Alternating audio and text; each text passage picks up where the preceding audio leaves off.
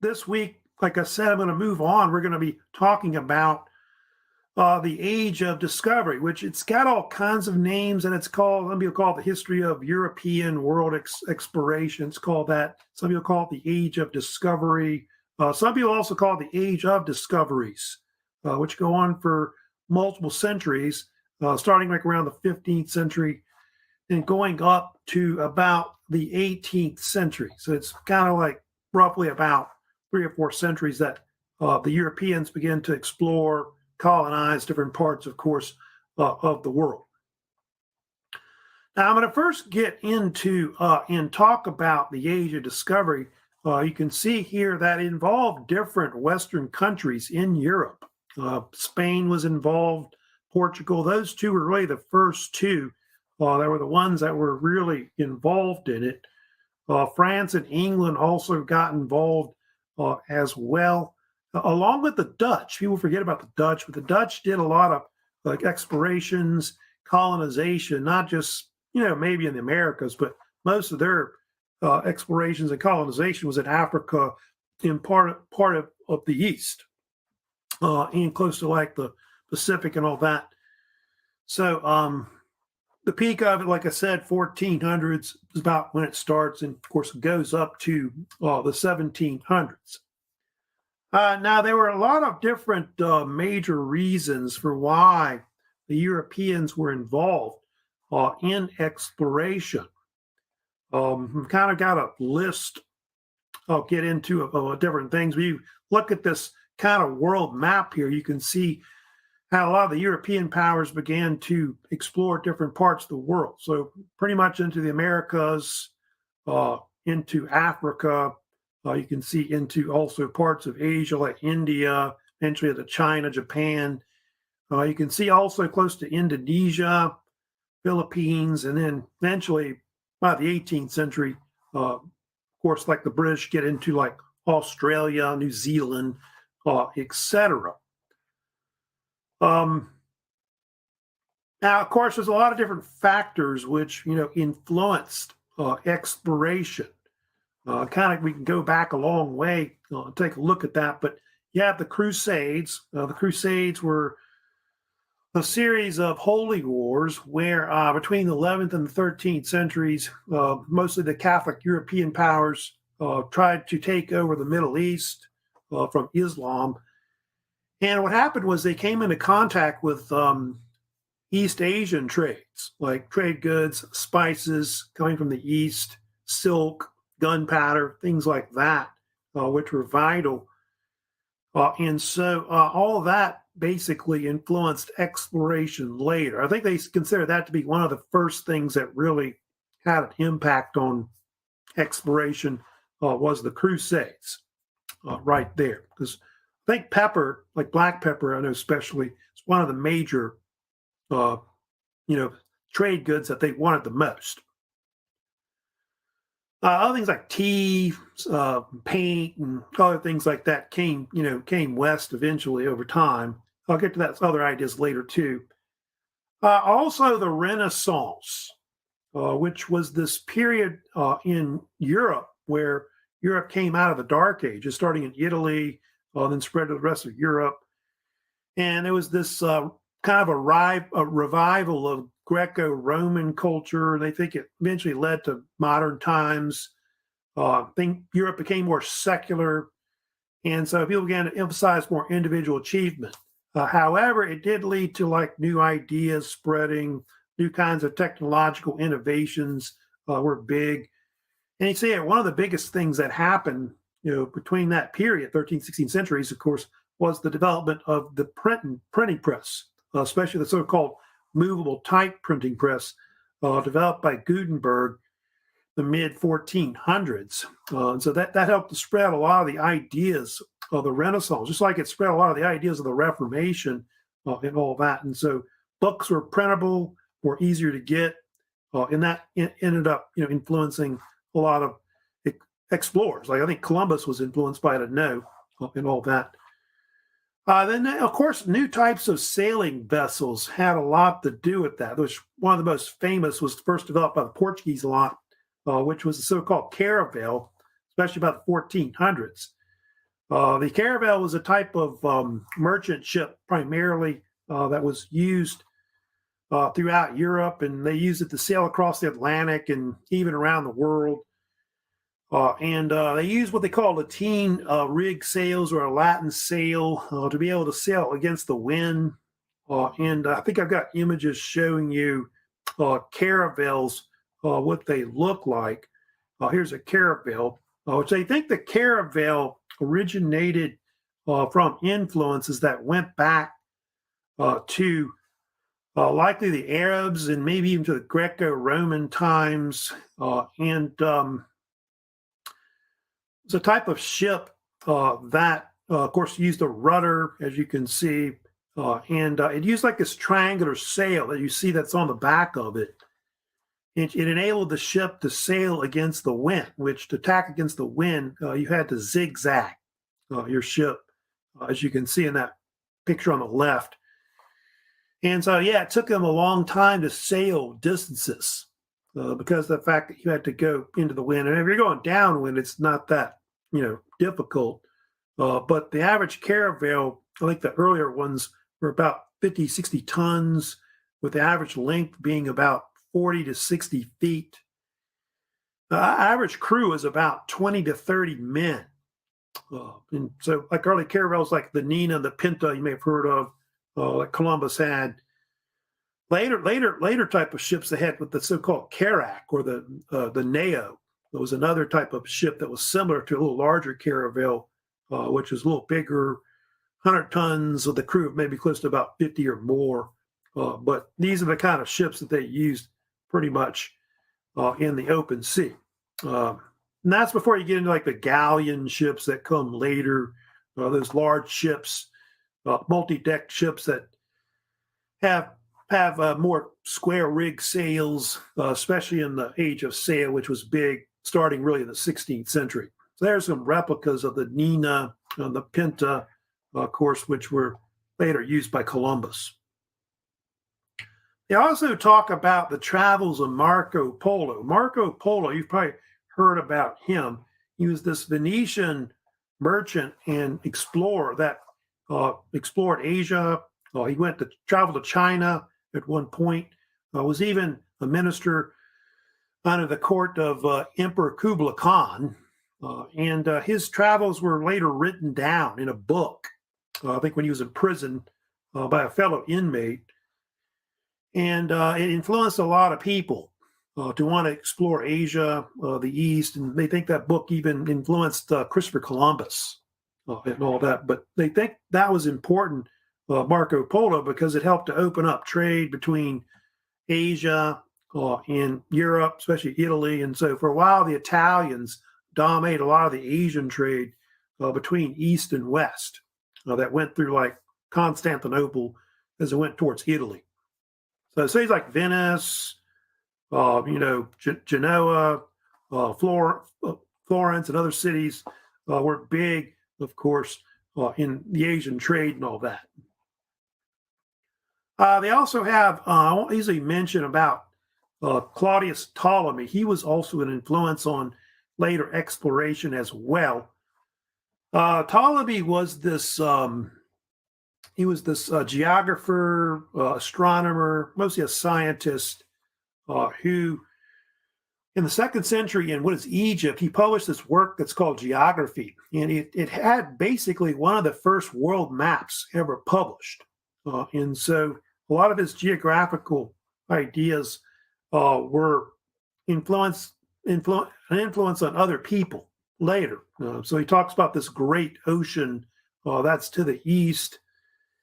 And so a lot of sailors wanted to sail that way. Like I think Columbus thought that if he sailed over to that eastern part of the sea, he'd be able to get there. And so he was a big influence, although obviously there was a debate about how big the world was. Was it round? And of course, some people even thought the world was flat. I think more educated people thought it was more of a round or whatever. But that's obviously something that was an influence to that particular book. So anyway, looks like Diamond's joining us in StreamYard right now. So Another influence too is technologies. I've got kind of some pictures of some things that were kind of an influence also on the age of sail later. And the magnetic compass, which you see on the left there, was something that originated from China that came, I think, came to probably Italy and Europe in the Middle Ages. And this enabled sailors to, sail east, west, north, south. So it enabled ships to navigate properly on the sea. The other invention you see on the bottom is the so-called mariner's astrolabe, which they think that the Arabs helped develop back in the Middle Ages, like close to the 1200s. And Portuguese mariners started using it around the 15th century. The astrolabe was very important because it could be used to determine a ship's latitude, like where it was on the Earth. And it also could tell like the time of day, like what time it is, by mostly using like the angle of the sun. And the only thing about early sailing, if you know about it, was they couldn't get the longitude. That's something they wouldn't really be able to do until the 18th century, using the moon, believe it or not. So yeah, that's kind of something you start seeing. And then on top of that, you get the development of like maps, like map making, what they call cartography, is something that was real important in the age of sail. Sailing ships a certain direction, you got to have, nautical maps, basically, nautical charts. And so the Portolan charts was something that the Italians developed in the 1200s, in the Middle Ages, which the Portolan charts were basically these maps that depicted the ports, like where all the important ports were in their sailing world. And the earliest charts, which you're looking at there, which I guess go back to close to the Middle Ages, late Middle Ages, depicts like Africa and Europe. It's probably a 15th century map right there you're looking at, but it depicts pretty much Europe and parts of North Africa in it. So at the time, they kind of know that part of the world. It's very limited, knowledge at that time in the 15th century, but most people thought there was Europe, North Africa, and part of Asia, and that was about it. They didn't really know much about what else was out there besides that. Hey, Diamond. So anyway, so yeah, because I got the astrolabe, and then there was something else I did want to mention about, which is true about exploration, which had a major impact on it too. That was the fall of Constantinople, which occurred in the year 1453. Former Byzantine Empire, which had shrunk since the Middle Ages, it was actually conquered. Their capital of Constantinople was captured in May of 1453 by the Ottoman Empire. It was an Islamic, empire, often called the Turks for short, where Turkey is. They conquered it, and that's very important because it closed off the Silk Road. So the Europeans, couldn't get all this trade from Asia, and so Italy basically, and all these other European powers had to search for alternative routes to get to Asia, get to the trade. And obviously, the sea routes, like going by sea, was the best way to go. So that's pretty much, the thing that's going to really cause exploration is the European powers being forced to do that. So there's other things too I don't have really, listed there that were, things that were kind of an influence on exploration. But here's kind of a list of things you could throw in there. Obviously, technologies like guns and gunpowder. They always talk about gunpowder, guns and steel and disease. Those are things that'll kind of be pivotal in giving the Europeans an advantage, especially when it comes to conquest and colonization. The disease thing was something they didn't really know they had. It was kind of an edge because it helped wipe out a lot of the indigenous peoples, especially in the New World. And so that's something that you have to understand that was kind of an advantage they had. So that's going to enable the Europeans to eventually do all that later. Now, I'm going to move on to talk about, of course, the fact that the Europeans, under the Portuguese, who blow up here, they were the first to really explore, like in modern times, in the age of discovery. So they always talk about Prince Henry the Navigator. I think everybody's heard of him. And Portuguese were very interested in getting into and exploring parts of Africa. Africa had that Saharan trade that was there that was going east to west. And so that was something that they wanted to take advantage of. And there was even a legend going around called the Prester John legend, where there was believed to be some kind of Christian king that was in the east, some kind of king or kingdom where this ruler had asked for help from the west. And so the Portuguese wanted to find out where the state was. Some people thought it was in Ethiopia. Some people thought it was in Asia. And so they think that helped spur on the Europeans to want to get involved with the Saharan trade. And of course, in parts of Africa, the big thing they wanted was gold, salt, ivory. And of course, the Portuguese, as you know, later were infamous for starting a lot of the African slave trade, like in modern times. So yeah, Prince Henry is usually known as the so-called father of Portuguese exploration. He's the one that got started.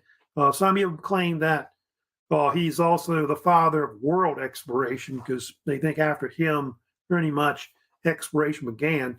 The term navigator is a modern term that was apparently invented by later historians. I think it was two German historians that kind of started calling him that, and the name stuck. But his real name was actually Dom Henrique of Portugal. He was actually the son of the King of Portugal, King John I. They called him the Duke of Viseu. And a lot of his policies were very important in developing the Portuguese maritime empire, which will stretch, by the way, into Africa, but also into parts of Asia and later into Brazil as well. They do think his explorations led to the discovery of islands such as Madeira, you may have heard of, the Canary Islands, and then they also began exploring parts of the Western African coast, like the hump of Africa that basically sticks out. And I'll get to later explorers that they have, but you'll eventually see that they begin to explore different parts of Africa. Let me kind of go to this map, which is right here. But eventually, over time, what's going to happen with the Portuguese are going to sail down the west coast of Africa. See where it says Guinea right there? That's one of the first areas that the Portuguese find, which is the Gulf of Guinea, often called the Gold Coast, or parts that are also called the Ivory Coast. And so that was one area that they start going into. Also, see where it says Angola on the southwestern coast of Africa. They'll eventually sail down to there as well. They'll find the Congo River, like the mouth of it, around the 1480s. They'll keep going down eventually until they reach the bottom of Africa where it says the Cape of Good Hope. So eventually they're going to go from north to south, sailing down the coast of Africa, then finally figuring out that they could sail around the eastern side of it to get to Asia. Now, there's several explorers that did want to talk about that came later after Prince Henry died. I did want to talk about Bartholomew Diaz. Bartholomew Diaz is very important as an early explorer for the Portuguese. Why is he important? He's considered to be the first European explorer to reach the tip of Africa, which he did in 1488. Using about 3 ships, Diaz eventually hugged the west coast of Africa, sailed down past where Angola was, and then rounded the tip. It was one of the main things he did. And so at that point, the Portuguese start to realize that they can get around Africa with a sea route that'll get to like Asia, like India at that point. You can see here it gets around where the tip of the Cape of Good Hope is, well, South Africa is, rounded the tip and then turned around and went back. The term Cape of Good Hope, by the way, Diaz had a ship that was very famous. It was called Sao Cristóvão, which in Portuguese means Saint Christopher. It's probably considered one of the first famous sailing ships in the age of sail. Like this is before like Christopher Columbus, his ships and all that. And the term Cape of Good Hope was a term that was coined actually by the King of Portugal, King John II. He's the one that came up with the name because Diaz, I don't know if you know this or not, but Diaz called the bottom of South Africa, he called it the Cape of Storms. There's a lot of storms down there. And John thought that would scare sailors off or whatever. He called it Good Hope because he thought it was a good thing that they'd be able to reach, Asia by going around Africa. So it's a good sign, obviously that had changed everything at that point. So there's Diaz. Diaz will later go on an expedition with another explorer that I want to talk about too, which is Vasco da Gama. Da Gama is considered to be one of the greatest Portuguese explorers.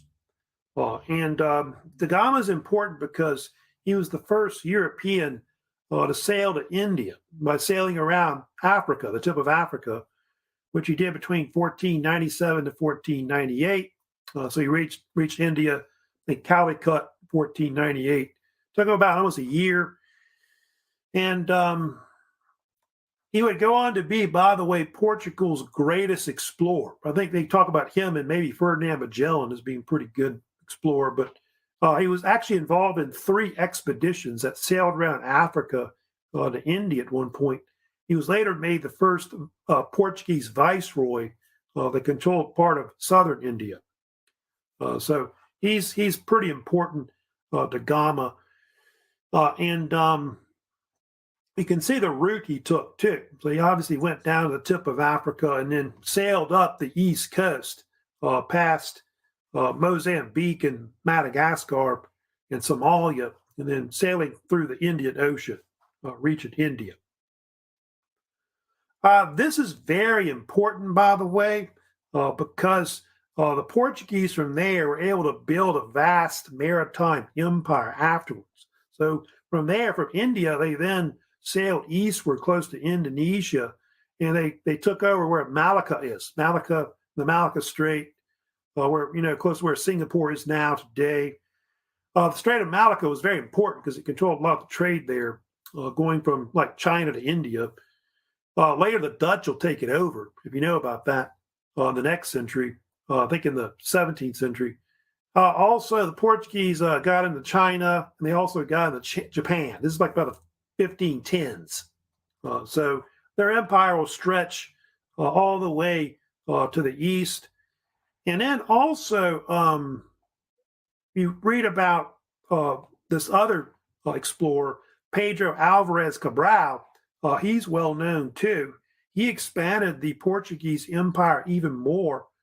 Cabral, if you know about this, is the one that discovered and claimed Brazil for Portugal in the year 1500, which I think they kind of already knew about at this point, maybe because of other explorers probably because of Amerigo Vespucci or whatever, but he was able to go in there, sail in there, and just snatch it from the Spanish, because the Spanish were trying to claim most of the New World at that time after Columbus had found part of it already, and so that was something that the Portuguese were doing at that point.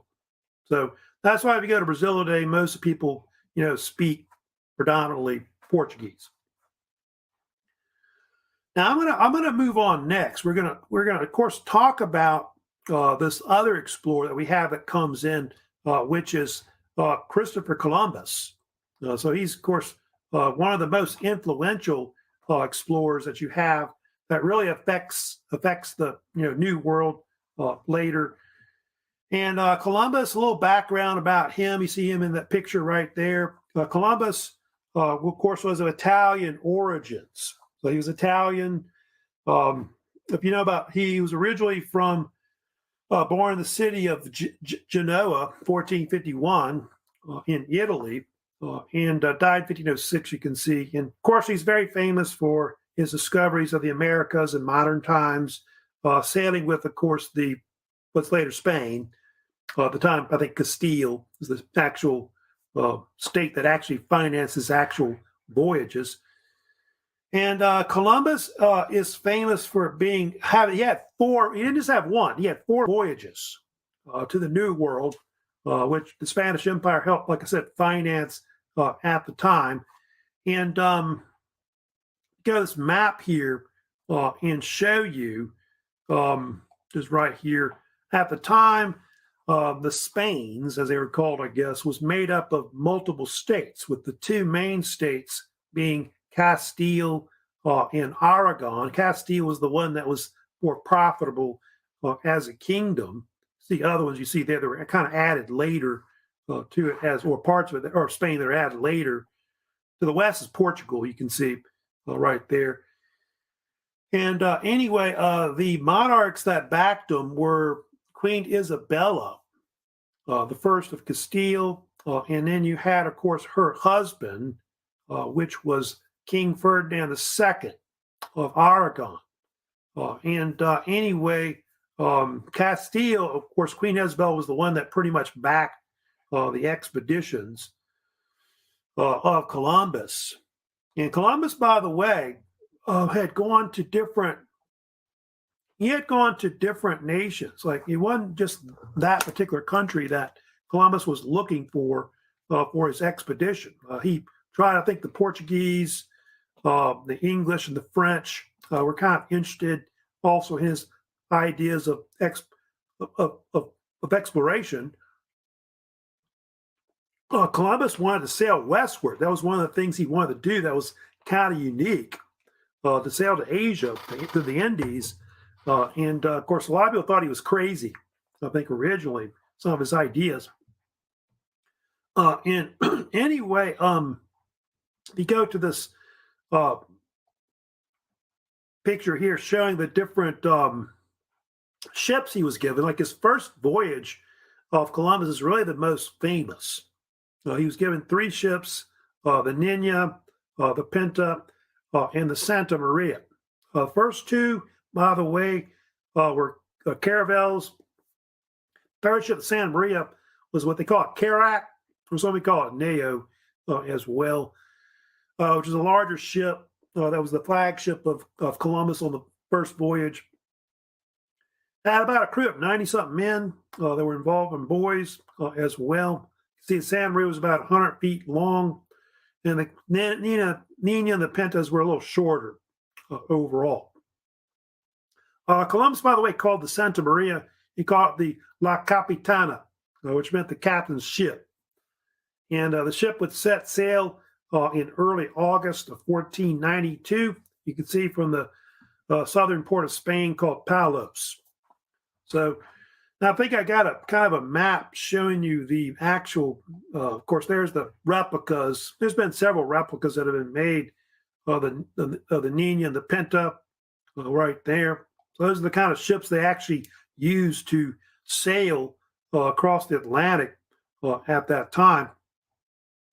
All right, here's kind of a map of the first voyage of Columbus. You can see here that he set sail really at a more southerly course toward the Canary Islands, where I think he had some ship repairs, and then from there he sailed across the Atlantic Ocean, more of a westerly course right there. They think he sailed through what is called the Sargasso Sea, which is kind of between the Bahamas and Bermuda. And what is, they think, early October 12th, being the famous date, 1492, he discovers part of what is the Bahamas, which is east of Florida, in the western part of the Atlantic Ocean. They think he landed on an island that is called San Salvador, which San Salvador is what the Spanish called it. However, the natives had another name for it, which Columbus wrote in his diary which is called Guanahani, because that's the name that they called it, basically. And it's at that point that Columbus, like you saw in the video, he has the first meeting between the Europeans and, of course, the Native American cultures. He meets the so-called Taino people that live on a lot of these islands throughout that region. It has devastating effects later. As you know, a lot of these European diseases like smallpox, measles, will kind of course, devastate their populations, kill a majority of their people off because of that. You can see that map too in the first voyage. He continued, and they discovered Cuba right there. So I got Cuba right there, and then he also sailed to what is Hispaniola, which is where Haiti and the Dominican Republic is today. They think right above Haiti, like the northern coast of Haiti, the Santa Maria shipwrecked. It came aground. And so he took part of the ship of the Santa Maria and he built a fort out of it on the northern coast of Haiti, which I think they called it La Navidad, or Christmas, because it was around Christmas time. And from there he went back to Spain from there. However, when he came back on, I think, the second voyage, he found out that the colony had been wiped out by Native Americans. I don't have like a map showing you the other voyages of Columbus, but Columbus also later did explore part of the Caribbean Sea. So just about all the major islands in the Caribbean were discovered by Columbus, whether it be Puerto Rico, Grand Cayman Islands, Jamaica, the Virgin Islands, Trinidad, Tobago, any other kind of island you can think of. He pretty much discovered it overall. He also explored the eastern coast of Central America, going down there, I think, close to, I want to say, maybe where Costa Rica is today. He also got into the northern bays of Venezuela. So a lot of you don't know that. But he did sail into part of like where South America is today as well.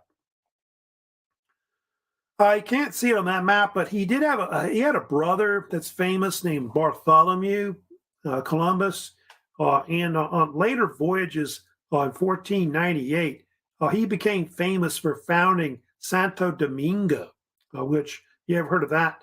That's now the capital of the Dominican Republic today. And believe it or not, that is actually the oldest European city that was founded in the Americas. Yeah, there's no other European style city that's older except that one. All right. Now let me talk about what happened after Columbus. So Columbus had all these voyages that he had afterwards. Well, they had this thing called the Treaty of Tordesillas that came out after Columbus came back. And of course, with the Portuguese discovering their stuff as well in the East, and also Brazil. And what the Treaty of Tordesillas did was it divided the European discoveries between the Spanish, like their state, and the Portuguese. So Portugal and Spain started dividing things up between East and West. And the Pope got involved. Pope Alexander VI was kind of concerned that this would cause a war between those two states because of all these new territories that are being found. And so he says that they ought to divide the world up, the globe, based off of territories where the Spanish have discovered stuff and the Portuguese have discovered stuff as well. And so initially what was supposed to happen was that the Spanish were supposed to get most of the New World, like North America, South America, and then the Portuguese would get what they discovered in Africa and later in Asia. But what happened was when they drew the line down through Greenland, through the Atlantic Ocean, they didn't understand that South America was actually more to the east of North America. And so the Portuguese were able to steal Brazil from the Spanish because of Pedro Cabral, And so that's how that all came about. But a lot of the other powers, like France, England, the Dutch, and other powers, ignore all that and don't really agree to it. So it's only just those two countries that try to do that. Now they have this other thing I usually talk about too, which is very famous about the aftermath of Columbus in 1492. And you have this thing called the Columbian Exchange, which came out, and I think like the name itself was coined in the 1970s by this man named Alfred Crosby, who, by the way, wrote a book about it, which I'll share with you, which is called The Columbian Exchange, which was published in 1972. He was a historian. And basically, he said that what happened was that when Columbus discovered the New World, it created this exchange of things between the new and the old worlds. So worldwide trading of plants, animals, diseases happened because of the interaction between American Indians and Europeans. And so it's all kinds of things that were exchanged back and forth between, east, west. If you go back to that slide here, with the Columbian Exchange, you can see all kinds of things came from, the old world, and stuff came from the new world. So basically, the new world had things like vanilla, beans, cacao, which is chocolate, pineapples, tobacco, different kinds of peppers, sweet potatoes, squash, pumpkins, turkey, peanuts, potatoes, tomatoes, corn. So all these things you think of today that we have now that we eat all came from the New World. Like just think about it. I guess if they wouldn't have found all that, you wouldn't be able to have tomato sauce on your pizza. No French fries at McDonald's. No peanuts in your M&M. No turkey for Thanksgiving. No pumpkins for Halloween. Things like that. So no tobacco. No cigarettes. None of that would exist. You wouldn't be able to tell any corny jokes if you get that. So, and then of course the old world brought things over to the new world. So honeybees were brought over, sugarcane, bananas, grapes, citrus fruits, onions, olives, turnips, coffee came from the old world, peaches and pears, all your types of grains. Or a lot of your, crops like vegetable kind of crops like greens and things like that, pretty much came cabbage, lettuce, all that came from pretty much from the New World, from the Old World.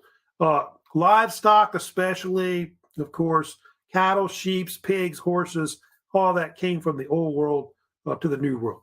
Of course, you see on that far right side there, diseases. That's one thing that is very famous, of course, that they brought over to the New World. Smallpox, influenza, typhus, measles, malaria, diphtheria, whooping cough, all that, of course, obviously devastated the populations, the indigenous Native Americans, especially the measles and the smallpox were probably the big ones. I think the only thing I could think of that was like disease in the New World that was brought to the Old World is the theory that maybe syphilis, basically may have been one that might have been brought over. Just interesting about that. But it had devastating effects. Like, basically they think that about 90%, because of the diseases, they think that 90% of the Native American indigenous populations may have been wiped out due to like things like smallpox and other types of illnesses, measles. Now it's COVID, right? COVID, of course, coming from maybe Asia. They theorize about that as an example. Yeah, swine flu too, I think has come from like parts of Asia to the West overall. You can't see it there, but later, between Europe, Africa, and the Americas, they do have this thing called the triangular trade route that's created. It doesn't really come about till later. The triangular trade route, I want to say, start really closer to like the 17th century is when it starts. you got all this vast trade that starts where Europe trades with Africa, Africa trades with America, and back and forth.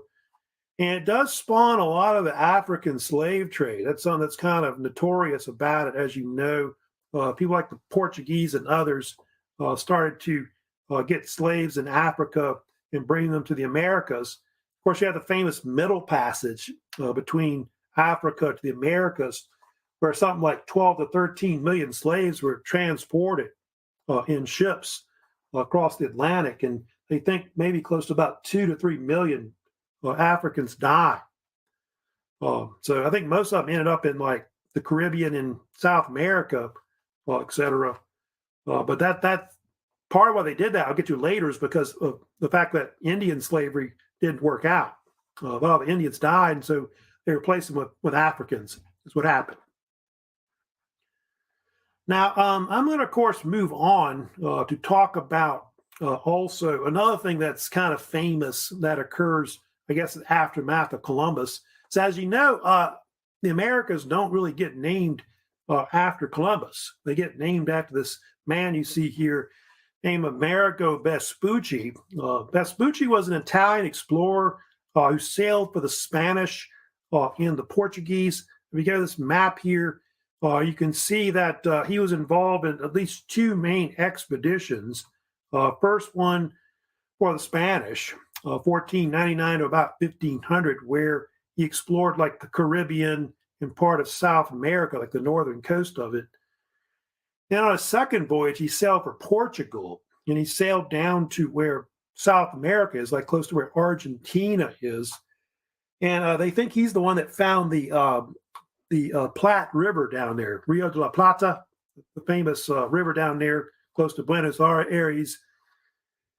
And the reason why Vespucci is important is because the fact that Vespucci is one of the first to figure out that the New World is a separate continents, like North and South America, from Asia. Because Columbus was saying that this is part of Asia that I found, and this, of course, they find out that's wrong about that. And part of why Amerigo Vespucci became famous was he had this letter that he published in 1503 that was called the Mundus Novus letter, which means New World letter, which later became like a popular pamphlet throughout Europe, and it supported his idea of the New World theory, that Americas were separate continents from Asia. And so because of that, that's why, if you know about the Americas, ends up being named after him. So it's named after his name, Amerigo. And it's actually from his Latin name, Americus Vespucius, of course, his actual name that he goes by. Although I think his actual name, Americus, is actually a kind of a Latinized version of a Hungarian Catholic saint named Saint Americ. And that's where the name supposedly originated from.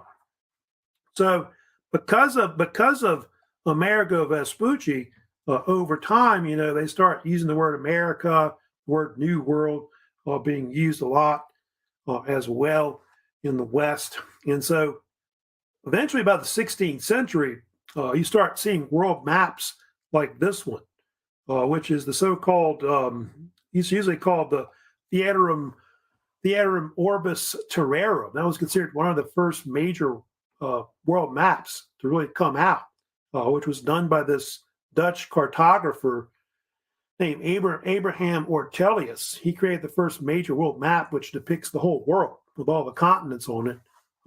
So you can see North America, South America, Europe, Africa, and Asia there. And I guess it's down there is Antarctica also on the bottom.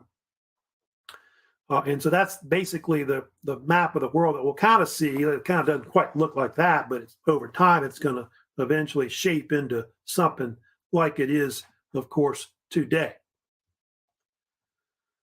Now, I'm going to move on. We're going to also, for a few minutes, I'm going to talk about Ferdinand Magellan as well. He was a well-known explorer, just as famous as probably Christopher Columbus. Magellan, as you know, is this explorer for the Portuguese. actually, it's a Portuguese explorer for the Spanish that was involved in a expedition in 1519 that became the first to circumnavigate or sail around the world, the globe. So originally, they think that Magellan, he was actually called Ferdinand Magellan, was this Portuguese that had basically switched the Spanish. And part of what he was trying to do, Magellan was trying to seek a westward route where somehow the Spanish would go around what is South America. And anyway, so he was seeking this westward route. That was the main goal, where they could reach what they call Spice Islands, which are called either the Moluccas, which are very close to Indonesia, which the Portuguese at that time had discovered it, going back to like I think 1510s. And so Spanish backed him. They had an emperor at the time, a ruler, king and emperor later, King Charles, or emperor. They call him Emperor Charles V, of course, in Europe later, Holy Roman Emperor. But he was young, real young at the time, and hired Magellan. And anyway, Magellan was fitted with 5 ships. I'll put them on the screen, but the ones are the San Antonio, the Santiago, Conception, Trinidad, and Victoria. I think most of them were Nao or Carax. They were involved with the actual expedition. And the amount of men that were on the expedition were about maybe close to 265 men or so. Were about it, and probably some boys. And he would sail southward through the Atlantic Ocean down toward the tip of South America. And I do have maps kind of showing you like the actual voyage itself that went around the world. So you can see they sailed southward through the South Atlantic and then go around the tip of South America and then wind their way through the Pacific Ocean. The actual Spanish thought that it would be shorter to go west rather than east. And I think, in fact, Magellan had tried to go to the Portuguese to get up this expedition of the Moluccas, and they rejected him. I think they thought it was probably shorter to go in Africa, which it is. And the one thing about Magellan is very famous for discovering what is the Strait of Magellan, which of course bears its name today, which is on the bottom of South America. He's also very famous for later naming the Pacific Ocean, which originally he called it Mar Pacifico, which meant peaceful sea. There they say ocean, but that's some of the main things he initially, of course, was known for discovering. And here's kind of a map showing you the Strait of Magellan. Of course, you can see one of the famous ships, the Nao Victoria. By the way, the only ship that survived the expedition out of the 5 original ships. Before he actually sailed into the Strait of Magellan, he actually lost 2 of his ships. The San Antonio apparently mutinied against him in the first year and went actually back to Spain. It didn't actually complete the voyage with him. And I think the other ship, which is the Santiago, it actually shipwrecked off the coast of South America. And so by the time he sailed into the Strait of Magellan, he only had 3 ships left. So I think the Spanish gave the tip of South America, they called it Tierra del Fuego, which means the land of the fires, because they saw a bunch of Native Americans burning fires at night, basically there. Of course, if we go back to the map here, like I said, he sailed through the Pacific, which the Spanish end up finding out that the Pacific Ocean is vast. It's huge, like much larger than the Atlantic Ocean. And they discover like the Mariana Islands, and he finds what they call Guam. And some of those islands you've probably heard of, like, Tinian, Guam, Saipan, or kind of there. He discovers a lot of those islands that are there. And then sailing westward, he eventually came across the Philippines, which you see there, Philippine Islands, which he named after the son of King Charles, who was King Philip, Prince Philip, at the time. And so exploring those islands, as you know, you can see here that Magellan was eventually killed in the Philippines. Apparently he was on the island of Mactan, so-called Battle of Mactan is what they call it in the Philippines. He was killed by some Filipino forces that was led by this Native chief named Lapu-Lapu that killed him. Filipino, I think it was a Datu, they call it, like a type of chief or leader. He was killed on the beaches trying to get back on a ship. And so because of that, basically the expedition will be taken over by this other sailor who was a Basque sailor named Elcano, Juan Sebastian Elcano. He would take over the expedition. He's actually going to later sail the Victoria back to Spain.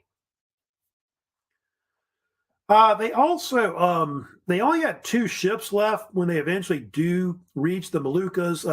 The other ship that was left was the Trinidad. Trinidad and Victoria were the only 2 that survived up that point where they finally got there. Took them almost like two and a half years to reach the Spice Islands. And then after that, what happened was there was a disagreement about how they want to go back, like to Spain. And so Elcano wanted to go back and sail around Africa, which he did with the Victoria.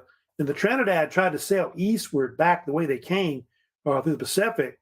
The Trinidad was actually captured by the Portuguese. So basically, Elcano, like I said, is the one that brought the Victoria back, the only ship that actually survived the actual expedition. They arrived back in Spain in September of 1522. What's amazing is that only 18 men actually survived the first circumnavigation of the world. But they found out a lot of things, about the world that they didn't know, like where the continents were, the vastness of the Pacific Ocean between the New World and the Old World. So those are things that they kind of found out more about the world as it is because of the voyage of Magellan. And a lot of times they call it the Magellan Elcano expedition or something like that is what some people call it. They call it different names, I think, today. But it was the first attempt to go, sail around the world. I think the next step to that is Francis Drake will do it for the English. Actually, the Spanish tried it again. That's the thing that's suicidal about it. But they had this thing called the Loaiza expedition that happened in the 1520s, where Elcano was involved in that. They tried to sail around South America to try and reach the Spice Islands, and most of the fleet was wiped out. I think they got 7 ships and only 1 survived. It had only 20-something men, I think, lived. So until they built the Panama Canal, to sail around South America was more difficult to reach part of Asia. All right, I've got a few minutes left. I'm going to also talk about a little bit on some of the different. I'm going to go into here's kind of a map showing you the different. You can see where they're exploring at that time. You get the French involved, the English, even the Dutch get involved, and even Russia gets involved in exploring different parts of the world. So I'll kind of go into some of these other powers that were also involved in explorations as well. One of the first they talk about that's outside of Spain and Portugal is really you have the English that get involved, later the British, that do some explorations. And they had this one explorer that was actually, his real name was Giovanni Caboto, who the English or British called now John Cabot. And under King Henry VII, he was also called Henry Tudor. He actually got Cabot to do some expeditions for England. And the English had been trying to get Columbus to back some voyages for him, but they basically, Spain, snatched him up. And so there was talk of maybe some kind of route, like a Northwest Passage, that would reach, Asia. And so that's part of why Cabot was involved in this expedition. Cabot's famous for discovering part of North America, which, by the way, hadn't been found, I guess, by the Europeans since the Vikings, close to about 1000 AD. And so around 1497, they think that he explored part of like what is now today Newfoundland, maybe part of Nova Scotia. And there's different maps showing John Cabot's expeditions, but some claim he maybe explored areas that are right there from close to Maine, maybe Nova Scotia, and Newfoundland. So in that map, and he did have 2 voyages to the New World that were famous. And he had a son, too. He had a son named Sebastian Cabot, who was involved in expeditions for England and Spain later as well. So they're kind of like a father and son explorers that were kind of involved in some early expeditions. So the English are kind of use that to kind of catapult to eventually try to colonize that part of, like, especially in Canada early on. Now, also another explorer, like especially with the English and also the Dutch, that's pretty important, is Henry Hudson. Hudson was an English explorer that mostly sailed for the Dutch East India Company. It's part of why the Dutch later would try to colonize part of North America, especially around New York. And Hudson is very famous for trying to search for the so-called Northwest Passage I talked about, which a lot of people thought existed somewhere above North America that would take you to Asia, which it kind of does exist. There is a Northwest Passage, but it's just you got to sail through icy water in the north. And so Hudson, in ships like the Half Moon, which were kind of famous in his voyages in the early 1600s, was involved in multiple expeditions. I think I've got a map showing you some of his expeditions, but some of the areas that he explored that's well known is the Chesapeake Bay, like close to where North Carolina, Virginia is today. Those are areas that he would first discover on some of his early voyages. The Hudson River, like that area on Hudson Bay, is areas that he'll kind of, Hudson River, Hudson River. And he actually sailed up the river, believe it or not, close where Albany is. So you can see he kind of sailed up like around where Maine, Nova Scotia is.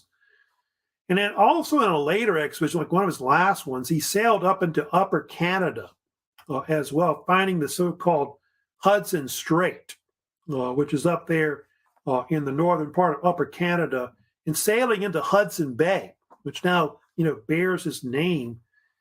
However, what happened was he basically his men mutinied against him, and so they're not sure what happened to Hudson. They think he died somewhere up in Canada. He may have been captured by Native Americans. There's been some speculation about that, but he had 4 expeditions total.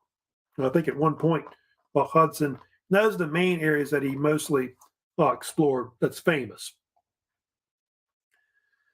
Then you have another explorer you may have heard of that's well known, which is James Cook, who a lot of people just call Captain Cook. You've heard that name.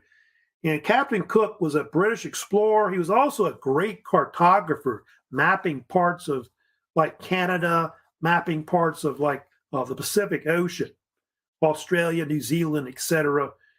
And in the 18th century, like mid-1700s, he was involved in 3 voyages. 2 of them, by the way, that went like that circumnavigated the world, which is true about that. And he's mostly famous for exploring the Pacific, exploring parts of like the east coast of Australia. He circumnavigated New Zealand at one point. He had several ships he sailed. I think one called the Discovery, but his most famous ship was the HMS Endeavour, that you see a picture of right there. It's kind of like where they get the name of the shuttle. I think the space shuttle, and at one point they called like the Endeavour, where it came from. And you can see there he found like a lot of the Polynesian islands that are in the South Pacific were all found by Cook. He discovered Tahiti. He discovered like Hawaii, which I think back then it was called the Sandwich Islands. He even explored parts close to the Arctic Circle, like around also Alaska and all that as well. Later died in Hawaii, if you know about that, on his third voyage around the world, or attempted to. So Captain Cook, he might be one of the greatest explorers of the British and maybe of all time in the age of sail. Now, moving on, let me also talk about some other explorers that are kind of well known. Now, they have Jacques Cartier, who's well known as an explorer. He's one of the explorers we'll kind of talk about first that was there. He's one of the first major French explorers that you have that come later. Although they think he was influenced by this other explorer that was named Giovanni de Verrazzano, that had they think explored part of North America and Canada in the 1520s, and so they think that influenced the French to come back eventually and explore.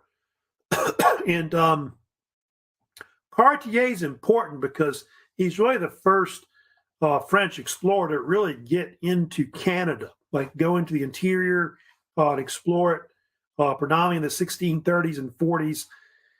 And basically, this leads to the founding of New France, which will be the French colony that's basically there. And what Cartier is well known for is he's the one that will discover the Gulf of St. Lawrence and the St. Lawrence River Valley. That's on the eastern side of Canada. Now, at one point, his voyage actually goes all the way down, sails all the way down to like close to where Quebec and Montreal are today. You know, famous Canadian cities that are there. And so that's primarily what he's known for. Discovered St. Lawrence.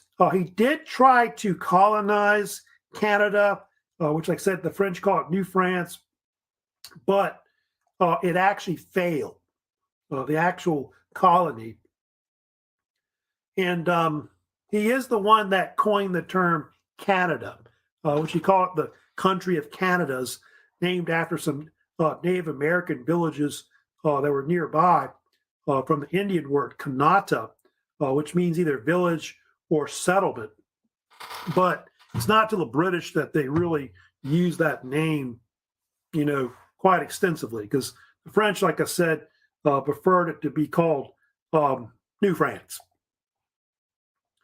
Now, more famous than him was another Frenchman named Samuel de Champlain, which I'm sure you've probably heard of. Champlain was a French explorer. He was a soldier. He was a cartographer, like a map maker, is mapping a lot of the east coast of Canada, etc. And also under King Louis XIII of France, he became the first governor of New France, French Canada, and all that. And Champlain was originally, before he became a governor, he was involved in a lot of expeditions to explore the interior of Canada, to go further from what Cartier had done before. And you can see he was involved in numerous voyages, where he even explored, by the way, northeast coast of like New England, like from Maine all the way down to Massachusetts. He may have explored at one point Nova Scotia. He went down, of course, the St. Lawrence River. He went to Vermont. He found Lake Champlain. And then, of course, the most famous thing that he did that's well known is he found the Great Lakes, at least a few of them anyway. I think he found Lake Erie, Lake Ontario, and I think Lake Huron. Those three of the five Great Lakes that are there between Canada and the United States now. And what happened was after he came back, he would end up, if you know about this, founding Quebec City, because apparently Louis XIII wanted him to kind of try to govern that area, the new colony they were trying to found, rather than trying to explore or whatever. And so in 1608, on the bluffs of, where Quebec is, overlooking the St. Lawrence River, he started building the capital there of New France. And that'll be the capital of that French colony until 1763, up to the French and Indian War during the 7 Years' War. So he's very important. Champlain is often known as the father of New France or French Canada, and he's still kind of a figure that's kind of looked up to still in Canada today. Now, I've got a few minutes. Let me also talk about another French explorer that's well known named Robert La Salle. I'm sure a lot of people have heard of in Louisiana. La Salle was a French explorer who was known for exploring like the Great Lakes, Ohio River, and of course, especially the Mississippi River.